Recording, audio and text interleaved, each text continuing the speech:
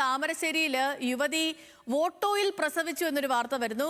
കക്കാട് സ്വദേശിയാണ് ആശുപത്രിയിലേക്കുള്ള യാത്രക്കിടയിൽ ഓട്ടോയിൽ പ്രസവിച്ചത്. അമ്മയും പെൺകുഞ്ഞും താലൂക്ക് ആശുപത്രിയിൽ നിരീക്ഷണത്തിലാണ്. സരീഷ് പി കെ വിവരങ്ങളുമായി ചേർന്നു. സരീഷ്, അമ്മയുടെ കുഞ്ഞിന്റെ ആരോഗ്യനില ഓക്കെയാണോ? നിലവിൽ ആരോഗ്യ പ്രശ്നങ്ങളില്ല എന്നാണ് മനസ്സിലാക്കുന്നത്. ഇന്ന് ഉച്ചയോടെയാണ് ഈ സംഭവം ഉണ്ടാവുന്നത്. ഇന്ന് രാവിലെ ഈ കോഴിക്കോട് മെഡിക്കൽ കോളേജിലാണ് ഈ ഈങ്ങാപ്പുഴ കക്കാട് പുതുപ്പറമ്പിൽ നിവ ഷഹനാദ് ഈ ഗൈനക്കോളജിയുമായി ബന്ധപ്പെട്ട ചികിത്സ തേടിയിരുന്നത്. ഇന്ന് രാവിലെ ഇവർ ഈ മെഡിക്കൽ കോളേജിൽ എത്തുന്നു. അതിനുശേഷം 3 ദിവസം കൂടി കഴിഞ്ഞാൽ മാത്രമേ പ്രസവ വേദന ഉണ്ടാകൂ. അതുകൊണ്ട് തന്നെ 3 ദിവസത്തിന് ശേഷം തിരിച്ചു വരണം എന്നൊരു നിർദ്ദേശം ഡോക്ടറുടെ ഭാഗത്തു നിന്ന് ഉണ്ടാകുന്നു. അതിനനുസരിച്ച് ഇവർ തിരിച്ച് താമരശ്ശേരിയിലെ വീട്ടിലേക്ക് എത്തുന്നു.